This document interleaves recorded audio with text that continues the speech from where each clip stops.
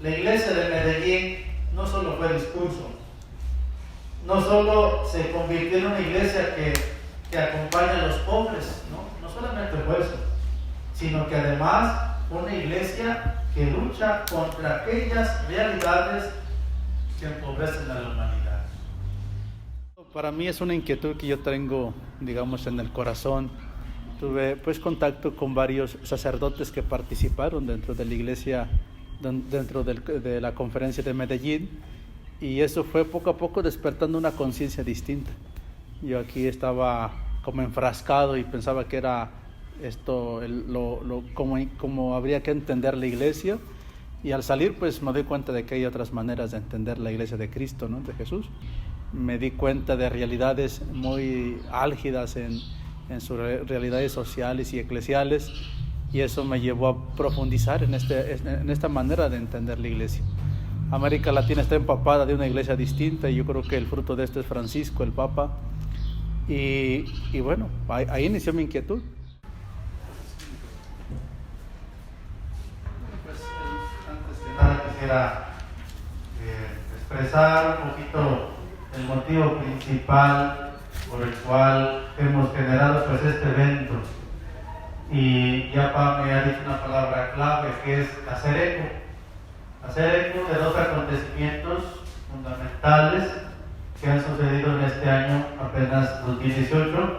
Por un lado, en agosto de este año se cumplieron 50 años del acontecimiento Medellín, que es una de las claves para entender la iglesia actual en este momento, la iglesia de Latinoamérica, y para entender también a Papa Francisco.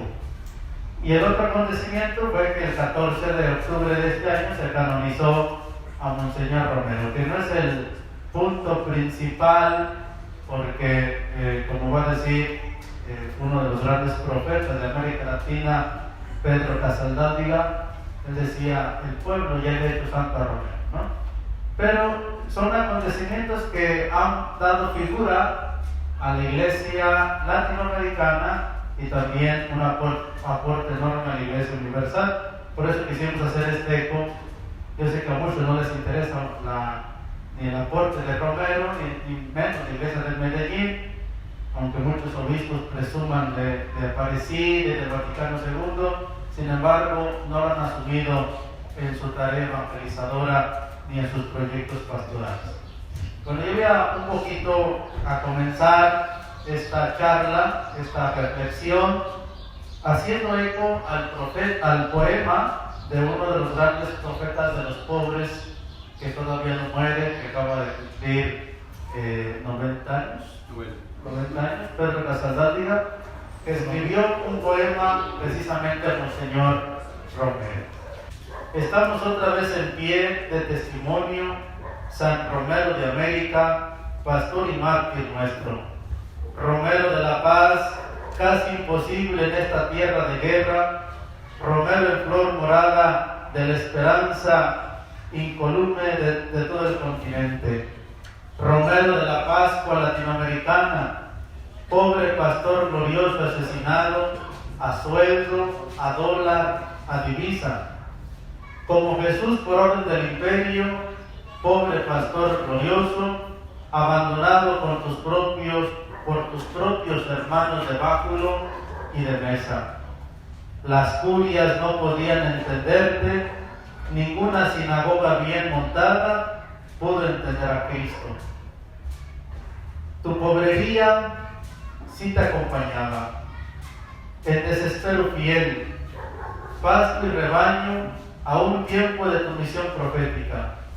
En el ala segura del corazón insomne de sus hijos, San Romero de América, pastor y mártir nuestro, nadie hará callar tu último día.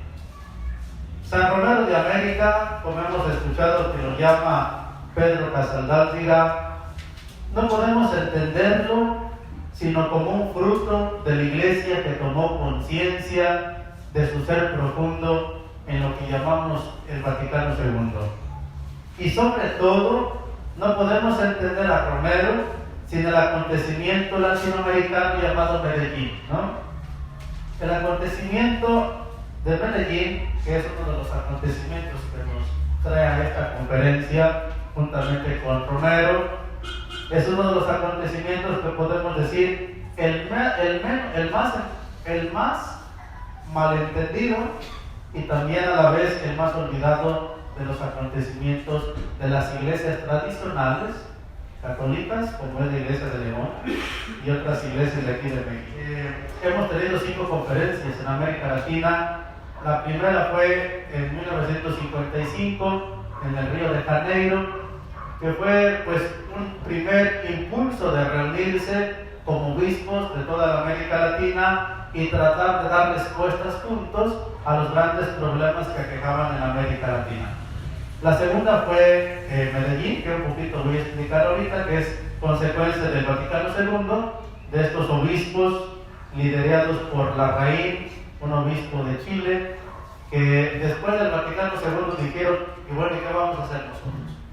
Tenemos que hacer algo en América Latina para que el Vaticano II no se quede solamente en el aire. Vamos a ver ahorita algo de esto.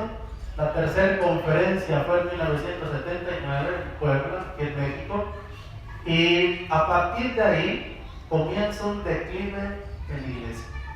Si el Vaticano II fue una primavera, juntamente con Medellín y Puebla todavía, vamos a tratar de entender que después del 79 hay un invierno eclesial, como dice un teólogo que se llama Víctor Codina. ¿Y a qué se debe este invierno eclesial? Al miedo del Papa Juan Pablo II, ¿no? Un Papa que quiere muchos cristianos y católicos, pero sin embargo hizo mucho daño, mucho daño en la Iglesia Universal, y entre esos daños fue cerrar las puertas que el gran Papa Juan XXIII y Pablo VI habían abierto. Francisco volvió a abrir las ventanas y las puertas después. Pero hubo otra conferencia en medio de este invierno eclesial que fue Santo Domingo en 1992, allí en Santo Domingo, para conmemorar los 500 años de la llegada de la evangelización aquí en América Latina. Y finalmente la conferencia de Aparecida en el 2007, que también significó pues un seguimiento a la tradición que se despertó en las conferencias de América Latina, pero sin embargo la más importante de estas, si nosotros queremos entender la iglesia, las comunidades eclesiales de base, el pastoreo de pastores con un cerro enorme como fue Romero, como es el mismo Francisco y como es Monseñor Samuel Ruiz, como es Raúl Vera, Sergio Méndez Arcel, grandes pastores de la iglesia latinoamericana, don Peter Cámara en Brasil. Tenemos que saber entender a Medellín. Me he dado cuenta que la gente se siente identificada.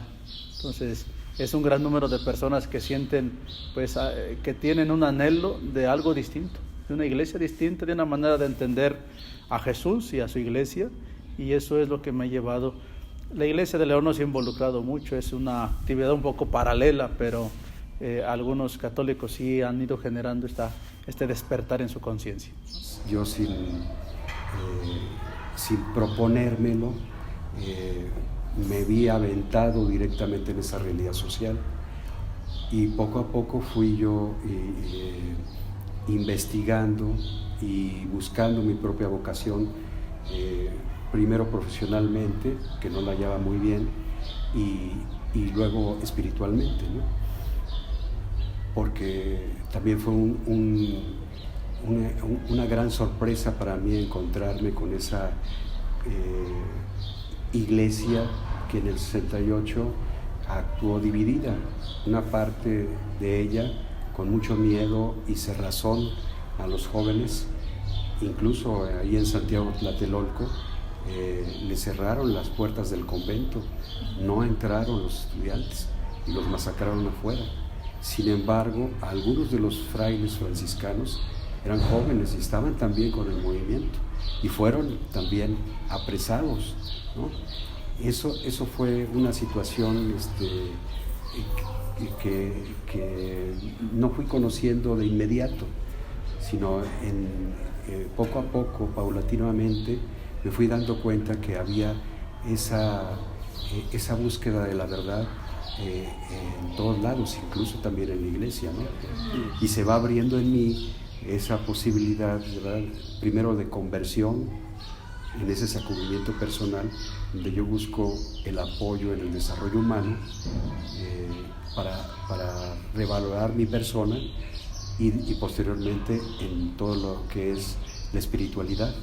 Voy comprendiendo que vivir una nueva vida es cambiar de estilo de vida, cambiar de visión, de cosmovisión, de cosmovivencia y introducirme a una fe, a vivir la fe, ¿no? Y yo no podía vivir esa fe si yo no había tenido un encuentro con Jesús. Y por el amor a la cultura indígena, siempre estuve como muy ligado a María de Guadalupe, y ella, ahora sí que con su ternura y su paciencia, me fue llevando al conocimiento de su Hijo Jesús, ¿no? A través de las culturas indígenas, ¿no? Por eso mi exposición quiero partir en mi exposición de una contextualización cultural, política y eclesial que ayude a comprender al mártir, profeta y pastor del Salvador, Monseñor Romero. Primero, ¿qué significó Medellín para la Iglesia Universal y para Latinoamérica? El acontecimiento más importante de la Iglesia Universal en los últimos 200 siglos fue el Vaticano II. Un momento decisivo donde, decía Juan 23, hay que poner al día la Iglesia, pero ponerla al día en el diálogo con los grandes interrogantes y preguntas que planteaba el mundo moderno. Por primera vez, en el Vaticano II, en la Iglesia se reunían 2.500 obispos. En el Vaticano II se reunieron alrededor de 2.500 obispos. Miren, en Trento, que es uno de los concilios importantes de la cristiandad, allá por 1545, allá se reunieron 27 obispos, para que miremos un poquito la gran diferencia. En otros concilios se habían reunido entre 200, 300, pero en el Vaticano II se reunieron 2.500 obispos. La presencia de la Iglesia de todo el mundo, eso significó pues dio un significado al acontecimiento del Vaticano II. Buscaban configurar la Iglesia desde la pregunta que se hacían los cardenales: Iglesia, ¿qué dices de ti misma? Y cómo asumir teológica y pastoralmente los grandes retos que presentaba el mundo moderno. Sin embargo, estuvo liderada por obispos europeos. No se hicieron notar los obispos de los continentes pobres. La producción del concilio quedó así con amplias acentuaciones sobre visiones teológicas muy científicas, académicas y de poco significado vital, pero sobre todo europeas. Medellín significa el despertar de una iglesia que durante siglos había sido una copia de la iglesia de la cristiandad, de la iglesia europea.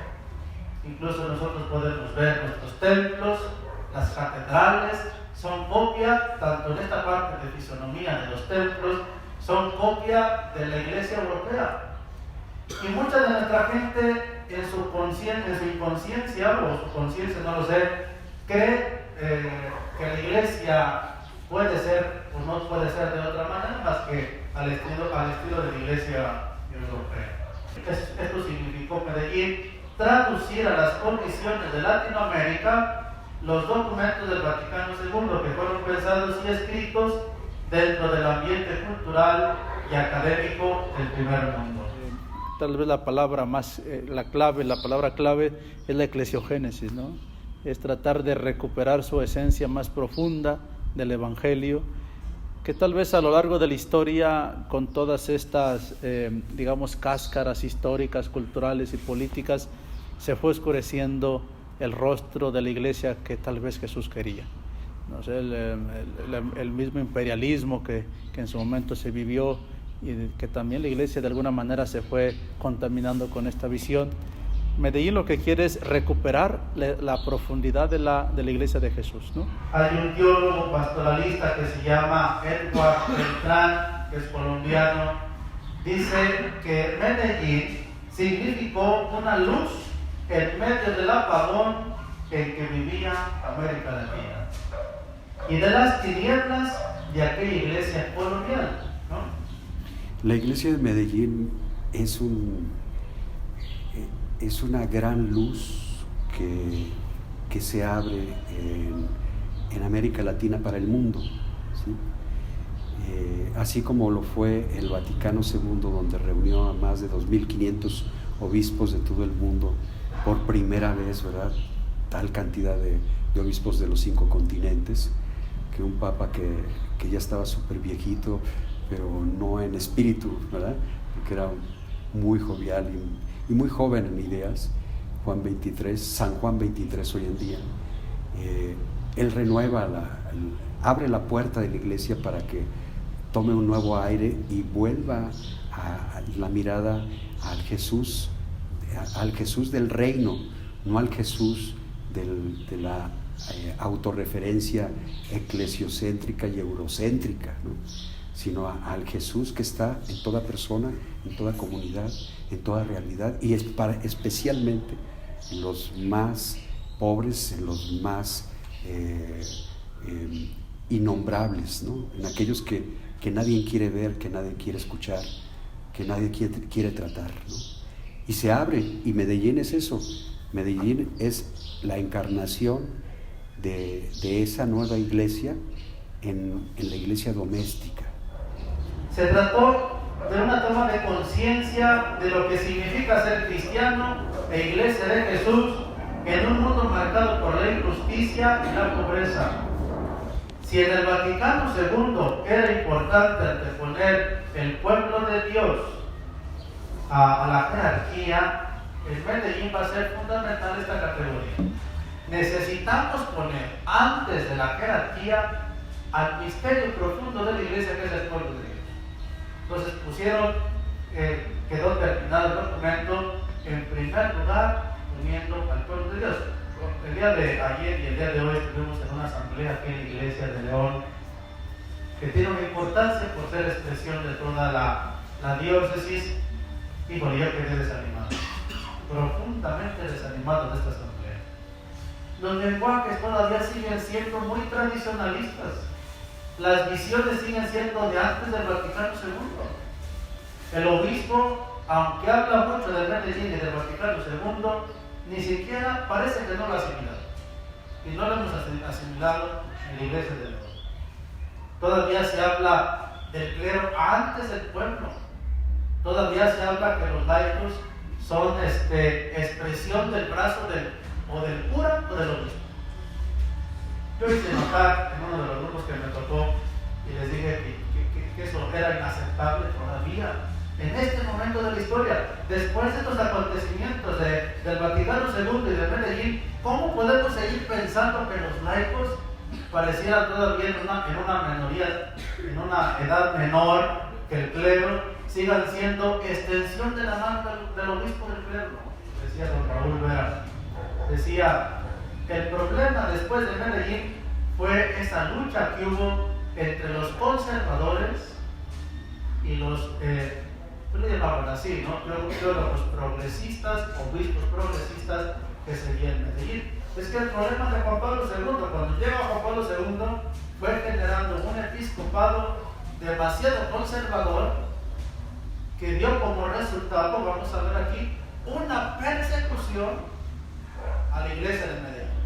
Y digo iglesia de Medellín porque fue una iglesia que se gestó desde las bases, desde los pobres, desde las luchas sociales, desde los dinamismos que se iban generando en aquellas comunidades que veían algún problema social y buscaban organizarse. Y fue una persecución terrible. Allá en Colombia pusieron de cardenal al tal Trujillo, que fue un perseguidor así terrible de la iglesia de Medellín. Y hay unos libros que por ahí yo les he puesto a los laicos de aquí, a los agentes, un tal Jesús. Pues López Trujillo Dijo, quien escuche esos audios o esos, como lee ese libro, está excomulgado. ¿No? Esa es la cosa, ¿no? Pero así seguimos tratando. Todavía sigue la iglesia, todavía persigue la iglesia aún en estos días, ¿no? Es terrible estas actitudes que tenemos todavía el día de hoy. Implica pues una transformación dolorosa en la que ha habido mártires, en la que ha habido pues también persecución, tanto de parte de la misma iglesia tradicional como de los imperios, ¿no? de Estados Unidos. Por ejemplo, recién salido el documento, visitó Medellín Rockefeller, ¿no? El primer ministro de Estados Unidos, y al leer el documento dio una expresión que ha quedado también en la memoria. Dijo, si esto se lleva a cabo va en contra de nuestros intereses políticos y económicos, ¿no? Entonces de ahí se suscitó una persecución donde se asesinaron a mucha gente religiosa, sacerdotes comprometidos con el pueblo, comprometidos con las bases, y bueno, eso significa testimonio, significa recrear la iglesia, significa buscar las opciones esenciales y fundamentales del Evangelio, y entre los cuales es la opción preferencial por los pobres, es buscar encarnar esa iglesia en los espacios concretos de esta sociedad tan parcial, tan excluyente, donde los pobres no contaban, y la iglesia de Medellín ha querido recuperar el espíritu de Jesús, que es el espíritu de los pobres, ¿no? Una iglesia que pretendía ser más de Jesús, desde la liberación de los más pobres y empobrecidos, a tal grado que pues ha sido tan importante esta iglesia que nos ha dado también como fruto a un papa. El Papa Francisco viene de esta iglesia, de la iglesia de los pobres, y él mismo en uno de sus discursos iniciales decía, ¿cómo sueño con una iglesia pobre y para los pobres? ¿No? Pues se fue generando, se fue recreando una iglesia con rostro propio.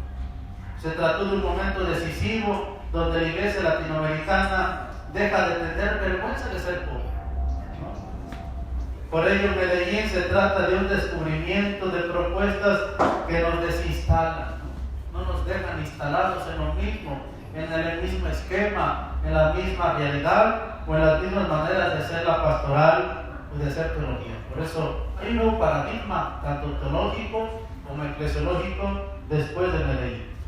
Decía el padre de la iglesia, San Irineo de León, en esta vida ya es lo más importante que Dios. Sí. ¿Y qué es más importante que Dios? Que el hombre no tenga, que las personas no tengan sed, que no haya gente sin comida. Y por eso va a decir San Irineo, la gloria de Dios consiste en la salvación del ser humano, ¿no? Va a decir Monseñor Romero, la gloria de Dios consiste en que no haya pobres. Por eso de ahí surgieron grandes pastores como Monseñor Probaño, defensor de los indios en el Ecuador, Monseñor Samuel Ruiz, defensor de los indios aquí en México, Don Gerber Cámara, ese defensor de los pobres aquí en el Brasil, o el mismo Romero, que es la razón de ser el día de hoy en El Salvador, que se fue convirtiendo poco a poco en obispo de los campesinos y de los pobres. Segundo aporte o eje central del Medellín es la revaloración de la teología local y como consecuencia de las sedes, ¿no? La iglesia no es una transnacional, fue la conciencia que fue generándose en el Vaticano II y en Medellín, que la iglesia tendría que valorar la iglesia local, porque la iglesia no era entendida como antes del Vaticano II, que se entendía como si fuera una transnacional, ¿no? Como si fuera la Coca-Cola. Y cada iglesia local era una sucursal de esta transnacional, ¿no? Cuya sede estaba en Roma, como por ejemplo la Coca-Cola tiene su sede en Atlanta, en Georgia, ¿no? La iglesia debería de entenderse ahora, y en esa visión de iglesia parecía que los obispos eran vicarios del Papa, y el Papa era, así se le llamaba también, como el gran párroco de la Iglesia Universal, ¿no? De esta iglesia, de los pobres, poco a poco se convirtió en una iglesia martirial, porque de esta iglesia surgieron grandes pastores, grandes profetas, grandes mártires que comenzaron a ofrecer su vida por la defensa de los más vulnerables, ¿no? Laicos y laicas, sacerdotes, obispos, arzobispos, religiosos y religiosas fueron perseguidos por su generosidad y fidelidad al Evangelio, como fue Monseñor Romero. A lo largo del continente, el espíritu de la vida suscitó creyentes del reino que comenzaron a ser parte de la causa de los pobres. Entonces, en la iglesia tradicional, donde la visión siempre ha sido muy vertical, muy imperialista, desde una visión faraónica, yo diría, ¿no? De generar esta iglesia donde el único que cuenta es el papa, el obispo y el cura, ¿no? Entonces, en estas iglesias es al revés. Quien cuenta es doña Petra, es don Juan, es el carnicero Carlos, es la señora de la esquina. Cuentan, tienen un valor, tienen digamos, su misión, encuentran su misión en esas pequeñas comunidades. Porque así fue la iglesia, así fue la iglesia. La iglesia al inicio eran esas comunidades que se suscitaban de la experiencia de Jesús, del encuentro de Jesús o de la memoria de Jesús. Poco a poco la iglesia quiso parecerse más al Imperio Romano, ir generando esas visiones verticalistas. Entonces, en las comunidades eclesiales de base lo que se busca es precisamente que se revalore otra vez esa visión concreta, cotidiana, histórica y fraterna de la iglesia. Ya no es, en las comunidades eclesiales, ya no son los grupos pastorales o parroquiales, sino son la vivencia de la fraternidad en lo doméstico, en los propios hogares, en la misma relación que se va tejiendo en los barrios, que se va tejiendo entre los vecinos, que se va tejiendo posteriormente en las organizaciones sociales que van formándose de esas comunidades y que siguen inspirados por la palabra de Jesús, no solamente haciendo su quehacer cotidiano, sino transformando la realidad, ¿no? Empujando a la iglesia a que se comunalice, ¿sí? Es decir, que encuentre de nuevo al Jesús comunidad, porque Dios es comunidad, y que nos encontremos todos con ese Dios comunitario, entrando en su reino, que no es otra cosa más que vivir felices haciendo el bien. Él defendió a los pobres, ¿no? Él defendió a los pobres, se convirtió en defensor de los pobres. Y dice que por eso lo mataron, porque todo profeta que se compromete con la verdad y defiende a los pobres viene un precio. ¿Por qué? Porque defender a los pobres es estar a veces en contra de los sistemas opresores y eso genera la persecución y genera la muerte, como fue con el mismo Jesús, ¿no? Romero hay dos momentos en Romero. El primer momento de Romero es ser un obispo como los demás tradicionalistas, muy religioso, muy fiel a la iglesia, ¿no? Con una visión de iglesia tradicionalista. Incluso él era al inicio de su episcopado, él por ahí tenía un periódico donde en algunos momentos estuvo en contra de la teología que se generó en Medellín, ¿no? Que es la teología de la liberación, y estuvo en contra también de algunos sacerdotes. El momento álgido de su vida fue la muerte del padre Rutilio el Grande, juntamente con un señor y un niño los asesinaron. Este sacerdote también es del Salvador, jesuita, pero él estuvo comprometido con los campesinos. Lo asesinan por estar comprometido. Porque un mártir, la esencia de un mártir es calar, es incomodar a los poderes. Y Rutilio el Grande lo mataron y a Monseñor Romero eso le caló profundamente. Por eso él empezó a generar una conversión de vida, un cambio distinto de vivir su episcopado, más comprometido con el pueblo, y muchos llaman, incluso el Papa Francisco ha llamado que Rutilio que Romero es el milagro de Rutilio, que también está en un proceso de que lo beatifiquen y canonicen, ¿no? Y por eso Monseñor Romero significó, a partir de ese momento, significó una conversión. Por eso les digo que Monseñor Romero se convirtió no solamente en un defensor de los pobres, sino también en una realidad teológica desde la cual los teólogos van a nutrir sus reflexiones teológicas y sobre todo los teólogos que defienden a la Iglesia de los pueblos. Pues a grandes rasgos es el contexto que podemos descubrir de Monseñor Romero para entender su visión y entender la vida de Romero como una ofrenda a favor de los pueblos.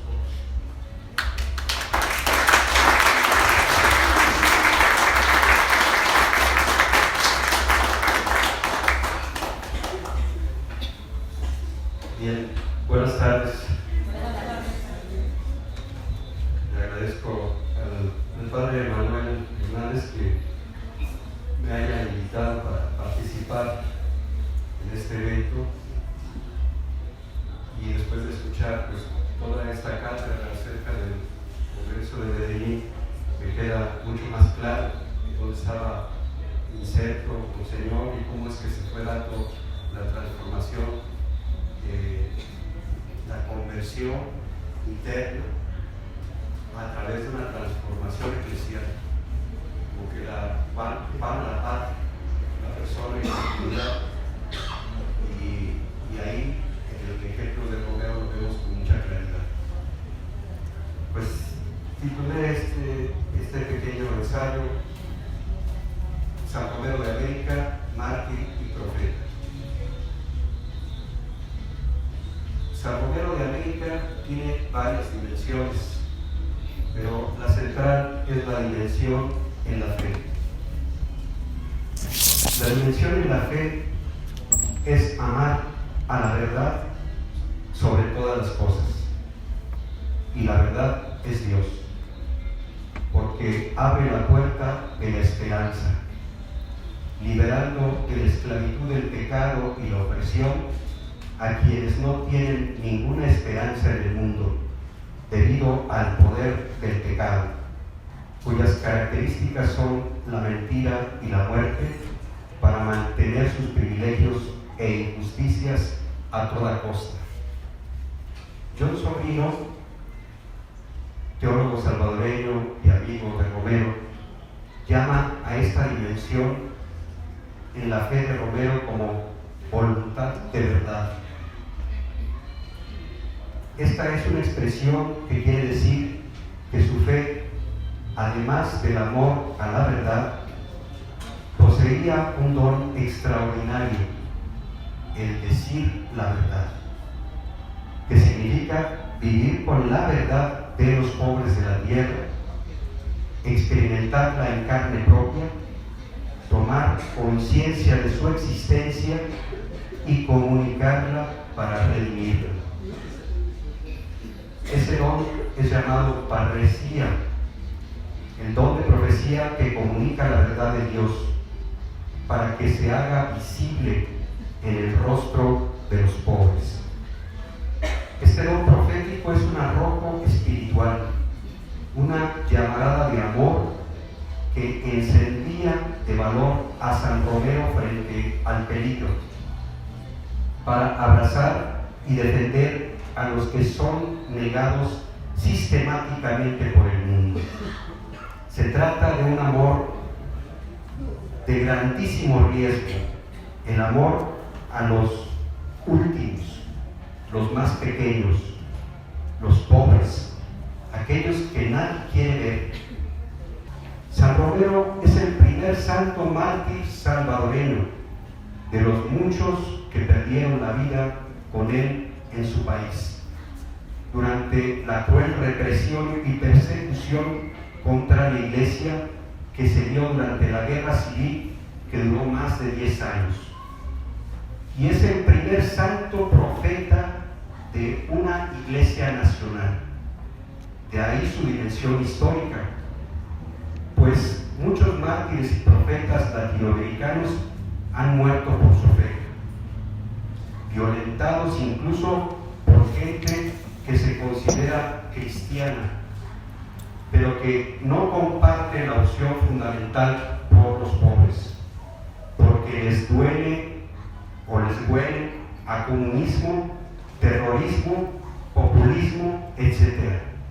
Sin embargo, no se cuestiona la violencia ejercida por los ricos a los pobres a través del capitalismo, del militarismo, del racismo, del colonialismo y del sexismo. La trascendencia de San Romero aún no se ve del todo. Ya está en los altares de la Iglesia Católica, pero su dimensión profética de la fe, que se encarna en la opción fundamental de los pobres o a los pobres, sigue sin ser santo de devoción de aquellos cristianos que dicen que la religión no debe meterse en política y que realmente encubre su resignación, su pasividad y a veces su complicidad con la política dominante que niega sistemáticamente el derecho de los pobres a su propia dignidad y autonomía. El martirio no solo es de sangre, como lo vivió San Romero, también puede ser un martirio de amor, como lo vivió Santa Teresa de Lisieux. Pero en cada caso hay una cruz, sea por amor a la verdad o sea por defender la verdad. Pero a ambos martirios solo puede entrarse por la puerta de quien opta por los pobres y los pequeños. La opción más fundamental para la fe es estar en favor de la vida y de la muerte, dice San Romero.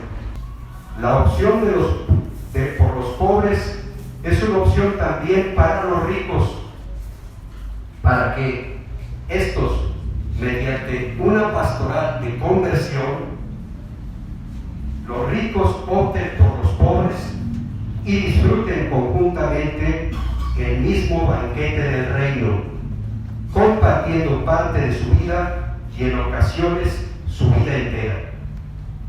La pastoral de opción por los pobres es la dimensión política de la fe. Distingo 3 momentos para ir comprendiendo lo que acabo de decirles. La de mi juventud adolescente, en la que estaba casado con la revolución social, pues fui uno de los niños sobrevivientes del 68. La de mi juventud adulta, cuando estuve casado con el retorno a mi fe religiosa. Y finalmente, la de mi madurez, cuando he venido asumiendo que la opción fundamental por los pobres es mi verdadera vocación y la verdadera vocación de cualquier cristiano. Se despierta en mí esa vocación cristiana, mi búsqueda empieza a planificarse, o sea, con el encuentro, ¿sí?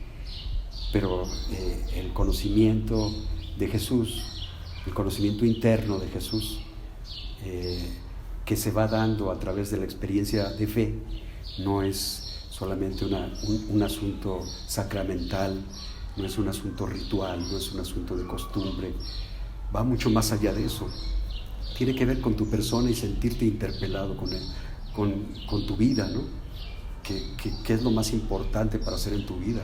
¿Qué es lo que no he hecho todavía en mi vida? ¿Qué es lo que estoy esperando para realizar lo que verdaderamente importa en mi vida, ¿no? Y esa traducción la voy encontrando en el diálogo con Jesús, que es a través de la oración contemplativa. Y esa oración contemplativa, pues, poco a poco me va formando internamente ese conocimiento hasta que me lleva a la acción, ¿sí? Pero ya no es una acción revolucionaria según la conciencia social, sino es una acción misionera, es una acción evangélica, ¿sí?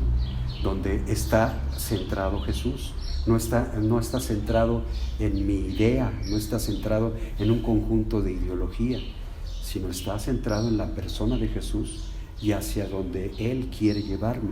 Lo mismo sucedió con Romero, pero dentro de la Iglesia Católica, y eso es impresionante, porque antes que él, solo Martin Luther King, un pastor bautista, se inspiró en la no violencia para defender los derechos civiles de los afroamericanos. De ahí la trascendencia de Romero, que está más allá de América Latina, como un signo de cómo leer ahora el mensaje fundamental del Evangelio en el mundo. Fue a través de su voluntad de verdad, cómo llegó a la esencia del Evangelio, que es la opción fundamental por los pobres, que se convirtió en su espiritualidad como un camino no violento para defender la verdad de las víctimas y así servir a Dios sobre todas las cosas. Para dar vida a los pobres hay que dar la propia vida, dice San Romero. Hay que dar de la propia vida y aún la propia vida. La mayor muestra de la fe en un Dios de vida es el testimonio de quien está dispuesto a dar su vida. Estas palabras se hicieron realidad en la tarde del 24 de marzo de 1980, cuando Monseñor Romero estaba oficiando misa. Y en medio de la consagración, un solo disparo le atravesó el corazón. Hay diversos testimonios al respecto, pero el que más me impresionó es aquel que narra cómo la sangre de su cuerpo se mezcló en su ropa con el vino de la sangre de Cristo. Él mismo fue uno con Jesús, como lo fue con los pobres. Murió por defenderlos al igual que nuestro Señor murió en el misterio de esa opción fundamental del Evangelio, dejándonos una herencia espiritual que apenas empezamos a descifrar y a la cual todos los cristianos y personas de buena voluntad estamos llamados a continuar. Termino con un fragmento de Pedro Casaldáliga que dice: como un hermano herido por tanta muerte hermana, vos sabías llorar solo en el huerto, sabías tener miedo como un hombre en combate, pero sabías dar a tu palabra libre su timbre de campana.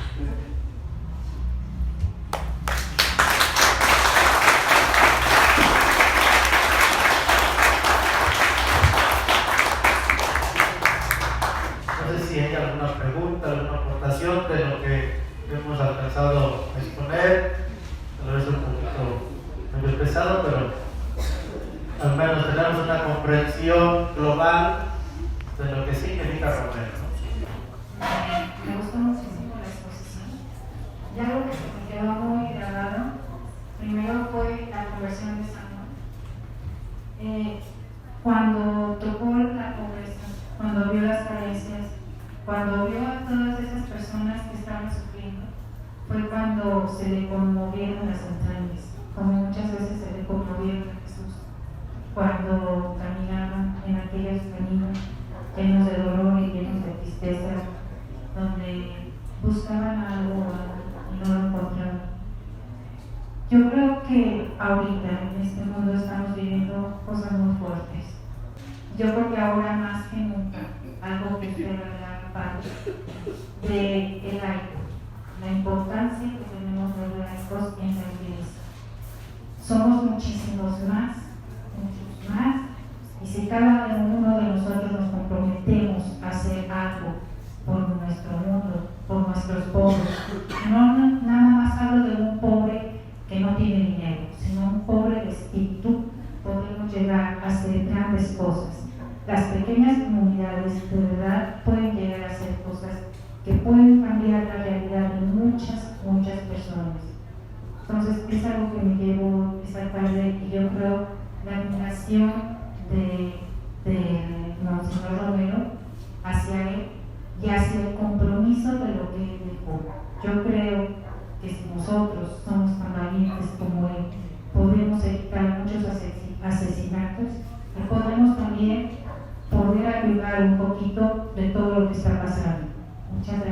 felicidades a los dos. Dentro de la pregunta que se hace que qué nos toca hacer, yo creo que no quedarnos en el discurso.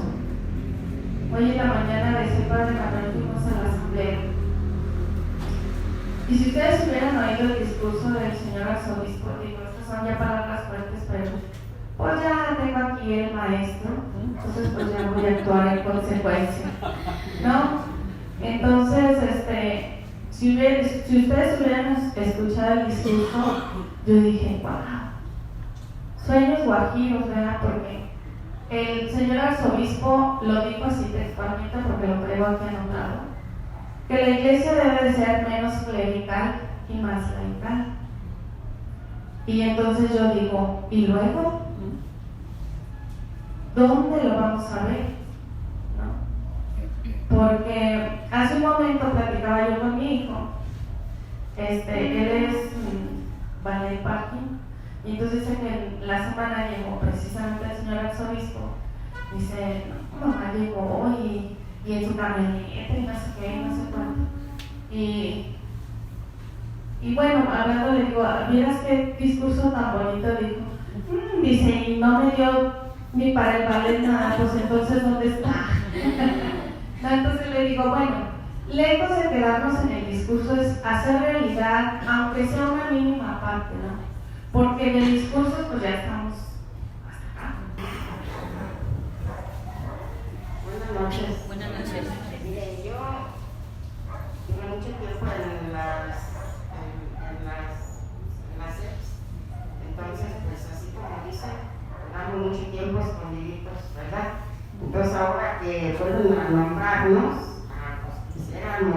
pedimos aquí a nosotras, pues que nos levanten, nos vuelvan a levantar y que nos echen porras para seguir y pues ya no escondernos, sino seguir adelante. A ver, Padre Manuel.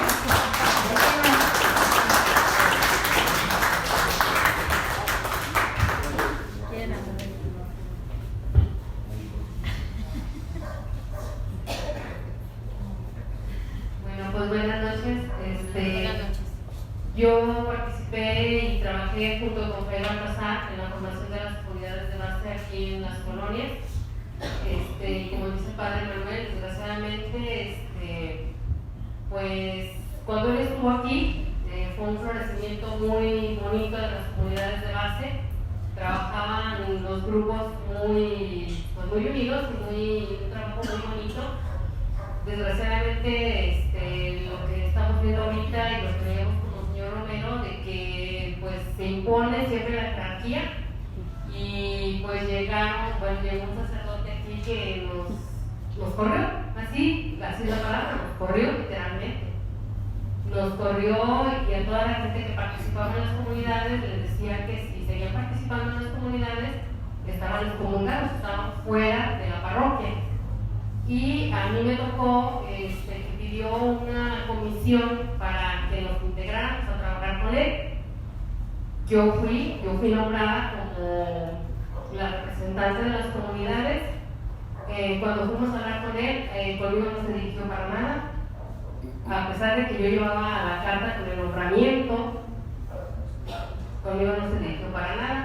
Y sus palabras así textuales fueron que si queríamos trabajar con él, él no dudaba que lo que nos había enseñado el Padre Baltasar era muy bueno, eso no lo dudaba, pero si queríamos trabajar con él teníamos que empezar de cero a trabajar como él trabajaba y como él decía. Y pues están invitados también a mi de casa, aquí en la Presión San Francisco, pues si gustan ir un día a acompañarnos, somos 4 personas nada más, pero nos motivó muchísimo un día que el Padre Manuel fue a visitarnos y nos dijo, no dejen apagar la señorita, aunque sean 2 o 3.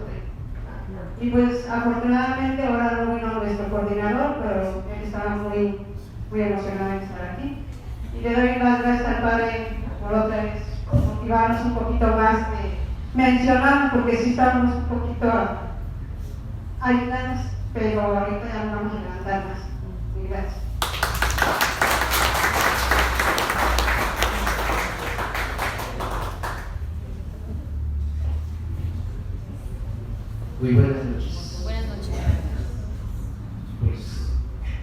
realidad y verdad es que yo también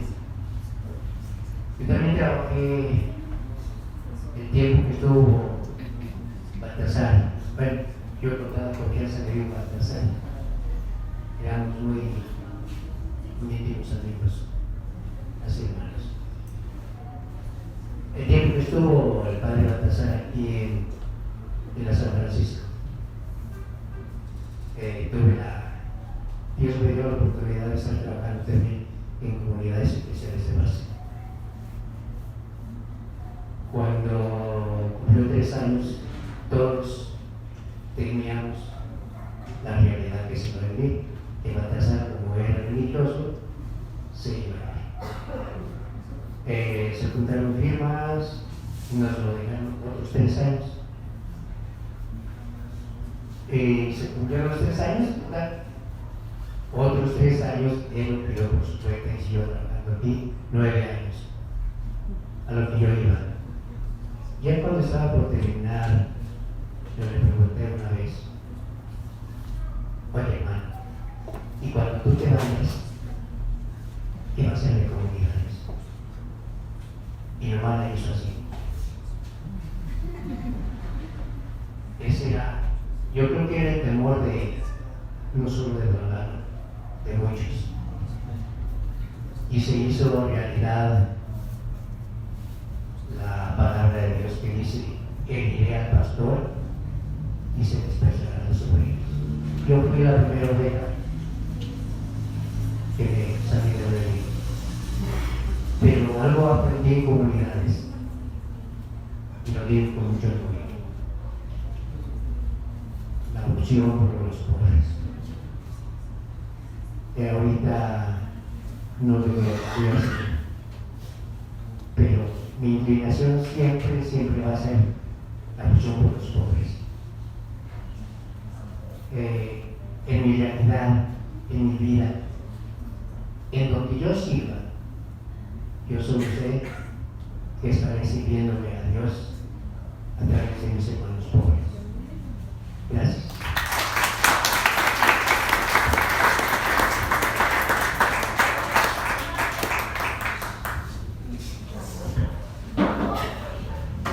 Bueno, pues agradezco a todos su presencia y que soñamos con una iglesia distinta. Y esa iglesia distinta no solo es necesaria, es posible y la podemos construir, pero ahorita es necesario, ¿no? Ahorita es urgente. Entonces podemos ir gestar desde nuestros espacios esta iglesia de Jesús que sea más evangélica, más del reino.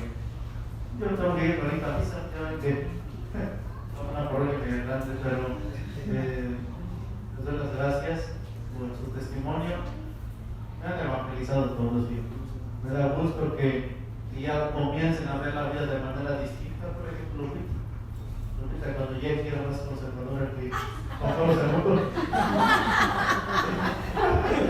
Pero bueno, ya va una visión ya más distinta, ¿no? Pero ustedes.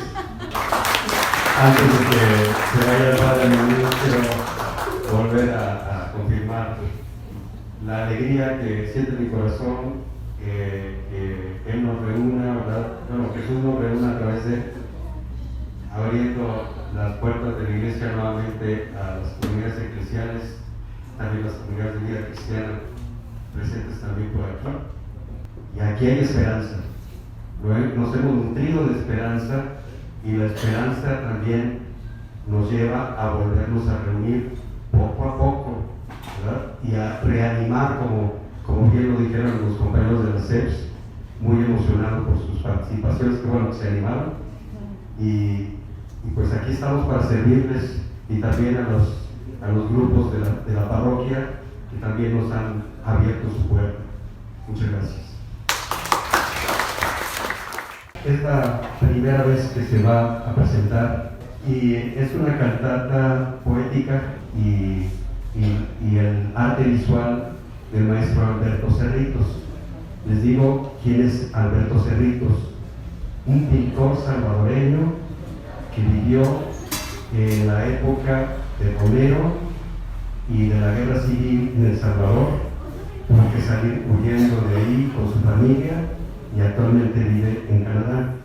Pero no ha perdido la liga con su país de origen, y van a ver ustedes las imágenes que ya empiezan a verlas aquí.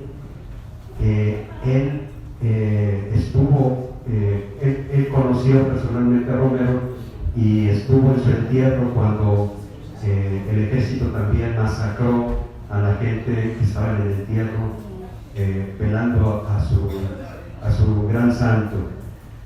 Y por eso digo que son más de un Romero, miles de Romeros, ¿verdad?, que cayeron en esa guerra.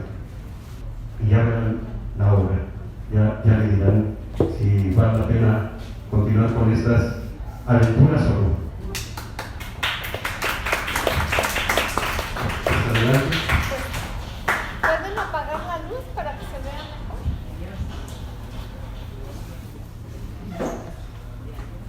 Cantata poética a San Romero de América por Benito Balam, a inspiración de la obra visual de Alberto Cerritos, julio 2018, Canadá y México.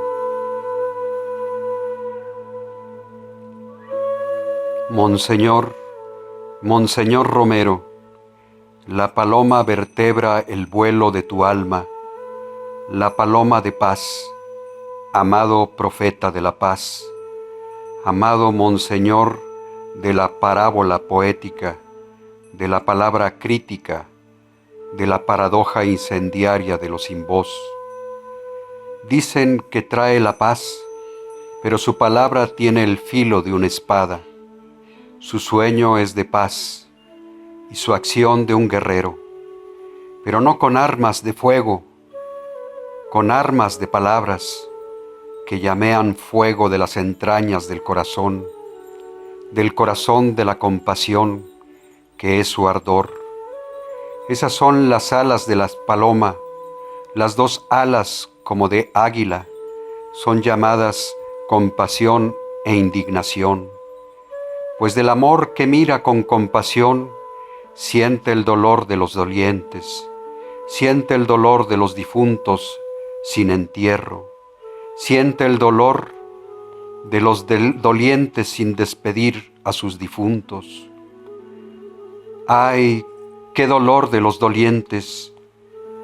Cala hasta los huesos de Monseñor en ese apacible gesto con que reúne a su rebaño de palomas, en el revolotear en ciernes del águila serpiente, Quetzalcóatl Cuculcán, telúrico y aéreo, ave vinculante de la que está hecha su alma, así en la tierra como en el cielo. Monseñor, Monseñor Romero. La luz en la interioridad, cuando los párpados cierran sus compuertas, no se les va la luz, la atrapan. Así el rostro de Monseñor se convierte en pan y cáliz desde su alta sepultura. Lo enmarca una serpiente de agua, río de agua, venero de agua, raíz de agua, transcurre en la sombra de su ofrenda e incendia con la vida de su luz el ejemplo que arrastra.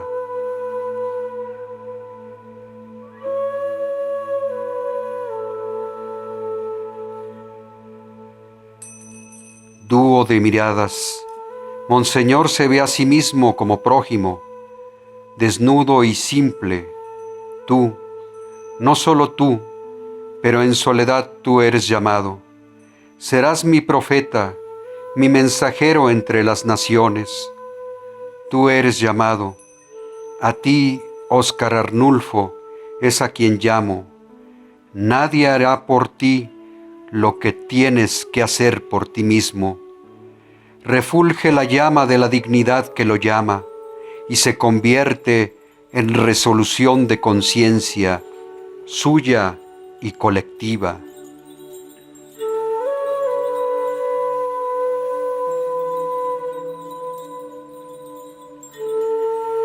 Oír, hay que oír.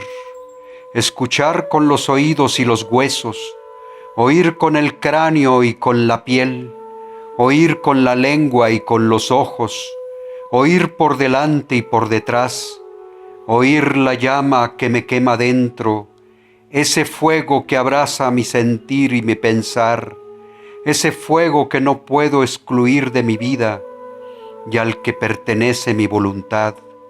Monseñor, Monseñor Romero, fuego de un sol que nace de su alma.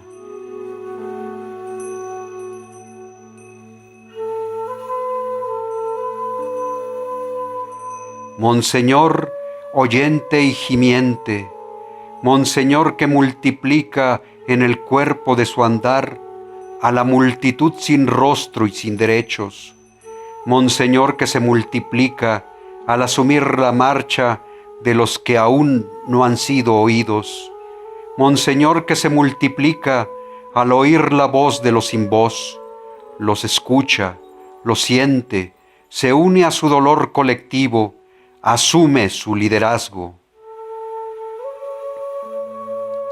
La biografía como visión de futuro, como aceptación de tiempos, como imbricación de espacios, como despliegue de territorios aprisionados, como iluminación donde las sombras de lo que aún no ha sido nombrado es consideración de la muerte, sin que el miedo a la huida prevalezcan.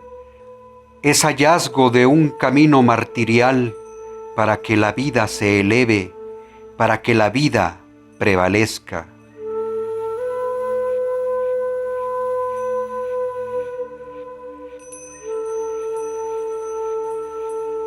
La cruz de Jesús de Nazaret está presente en el rostro de Romero, Romero de la cruz, Romero de Jesús, Romero de Nazaret, pan viviente, cáliz de fuego. Tu palabra dicha a la gente es fuego viviente que se vierte en el caldero de sus vidas. Es de vino la sangre que se vierte, la sangre derramada. Es de sangre tu cáliz, Monseñor del monte Nazaret, Monseñor del corazón del pueblo, Monseñor del monte Calvario. ¿Cómo acompañar a un pueblo mártir sin considerar su calvario, sin considerar su martirio? Oh, Monseñor mártir.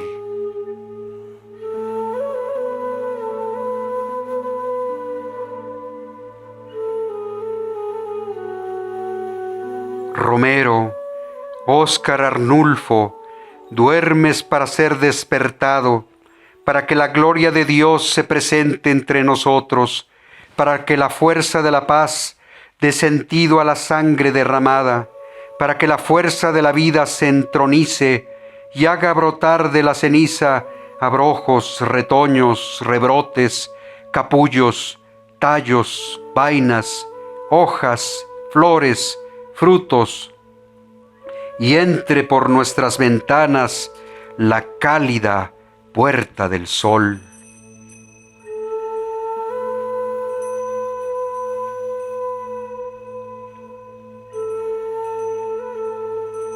Óscar Arnulfo Romero, yace tu cuerpo de tierra, cual semilla sembrada en el techo de agua y barro. Yace tu cuerpo que cumplió su vuelo migratorio de paloma, ahora como apacible alimento, ofrenda solar, que al ánimo canta la dicha de otros vuelos a los que acompañas.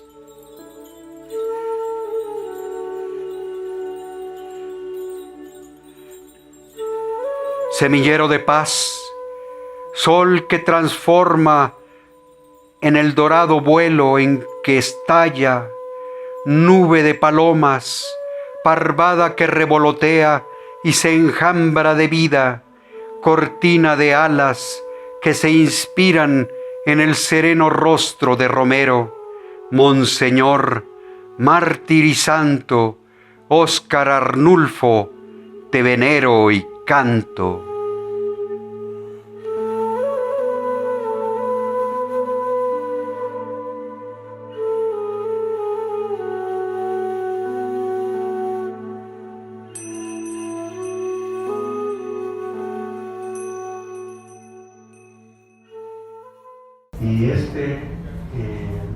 esta experiencia de trabajar con el maestro Alberto Cerritos me dejó, pero verdaderamente, no solamente cautivado, sino fragmentado, apachurrado y volteado de arriba, de adentro para afuera.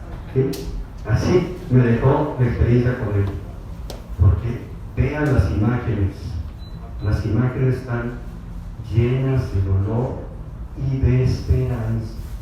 Por eso él no había podido pintarlo. Era un gran artista, gran muralista, y varias veces ha venido a México, ha hecho murales también para nosotros de manera gratuita. Pero la maravilla es que ahora se brindó el permiso de hacerlo para su pueblo, El Salvador. De verdad me emociona mucho que ella pueda participar con él.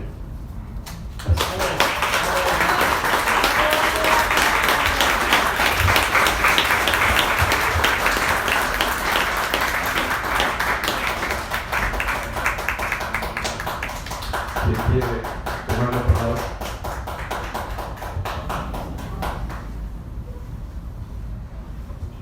Bueno, maestro, aprovechar que está usted, que es mejor usted para dirigir el brindis y brindar por Monseñor Romero y todo lo que significa para la iglesia.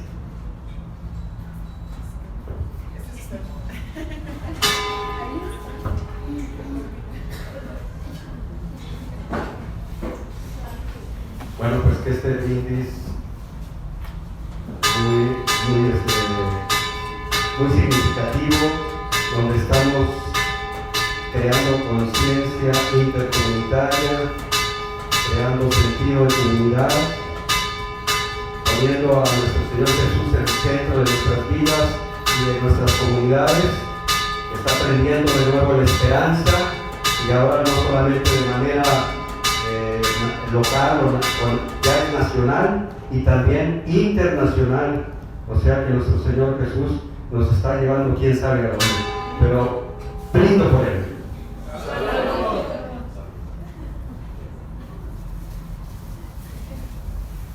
¡Viva Jesús de Nazaret! ¡Viva! Un aplauso para él.